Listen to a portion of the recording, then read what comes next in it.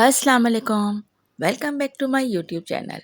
आज हम बना रहे हैं बकरीद स्पेशल में बीफ का यखनी पुलाव और बहुत ही जायकेदार और खुशबूदार सा ये पुलाव घर में बन के रेडी होता है इस रेसिपी के साथ। आई होप कि आप लोग रेसिपी को ज़रूर ट्राई करेंगे।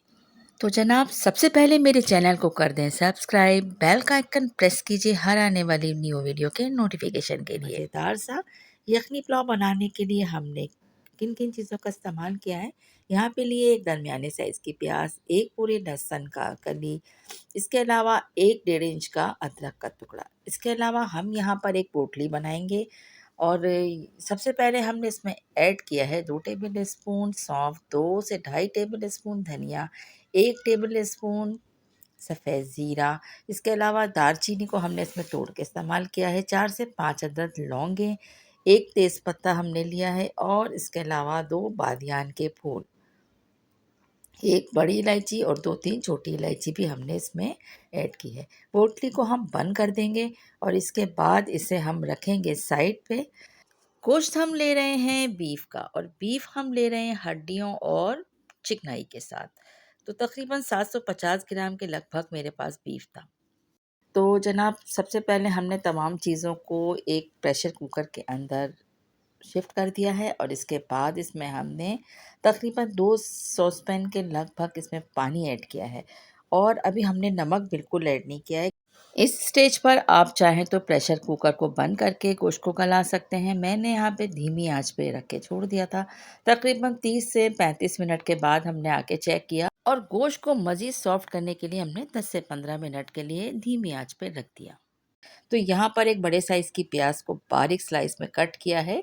1 कप से थोड़ा कम ऑयल लिया और इसके बाद अब हम इसे प्याज को लाइट गोल्डन होने तक फ्राई करेंगे और प्याज जैसे ही फ्राई होगी तब हम इसे सेपरेट कर देंगे यहाँ ऑयल से और फिर हम इसमें यहाँ पर 1 टीस्पून ब्लैक ज़ीरा, हाफ़ टी स्पून हमने काली मिर्च और 1 तेज़पत्ता और छोटी इलायची को तोड़ के हमने इसमें ऐड किया है। लहसुन अदरक का पेस्ट 1 टेबल स्पून ऐड करके अच्छी तरह से फ्राई करेंगे। यहाँ पर हमने 1 टेबल स्पून भर के दही इस्तेमाल किया और दही को हमने बग़ैर फेंटे हुए यहाँ पर इस्तेमाल किया। अच्छी तरह से मिक्स कर लेंगे तमाम चीज़ों को। बहुत लो हीट पर हमने ये तमाम मसाले को भूना है। अब इसके बाद हमने यखनी में से गोश्त को सेपरेट किया है और यहाँ पर हम ऐड कर लेंगे, मीन्स इसे हम भूनेंगे इस मसाले के साथ गोश्त को। तो जनाब, इस तरह से जो भी यखनी पुलाव बनाता है तो मुझे यकीन है कि उनका पुलाव भी इतना ही बेहतरीन और खुशबूदार बनता होगा। और क्योंकि बकरीद के दिनों में जब हम गोश्त को इस्तेमाल करते हैं तो बस एक एक हल्की-सी महक होती है और वो इस तरह से बनाने से वो महक बिल्कुल ख़त्म हो जाती है। तो गोश्त को हमने अच्छी तरह से भून लिया था और यहाँ पर जो भी इसकी यखनी तैयार हुई थी वो भी हमने इसमें ऐड कर लिया। बस धीमी आँच पे छोड़ेंगे। चावल हमने लिया था 3 कप और 3 कप चावल को हमने पानी में आधे घंटे के लिए सोक करके रख दिया था। अच्छा, लहसुन का भी हमने यहाँ पर तमाम पल्प निकाल लेना है और ऐड कर लेना है यखनी में। चूल्हे को बंद नहीं करना है बल्कि लो हीट पर हमें इसको पकाना है। तो जनाब, यहाँ पर हमने ऐड कर लिया है नमक और नमक हमने तकरीबन 1 टेबल स्पून इसमें ऐड कर लिया है। साथ-साथ इसमें ऐड की है हरी मिर्च। बस थोड़ी देर हम इसमें नमक के डिज़ॉल्व होने तक इसको और कुक कर लेंगे।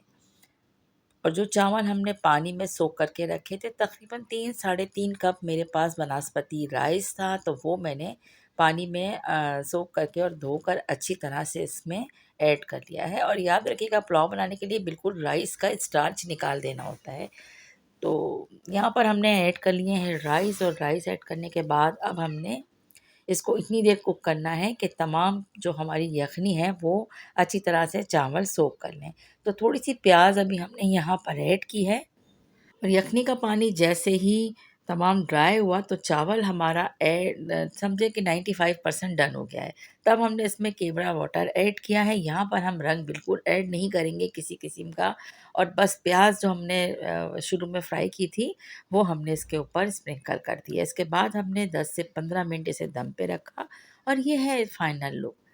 शामी कबाब के साथ और पुदीने के रायते के साथ गर्मा गर्म पुलाव आप लोग सर्व कीजिए और बकरीद की खुशियों को दोबारा कीजिए। रेसिपी पसंद आई है तो रेसिपी को लाइक शेयर कमेंट ज़रूर कीजिएगा। Thanks for watching, take care, अल्लाह हाफिज़।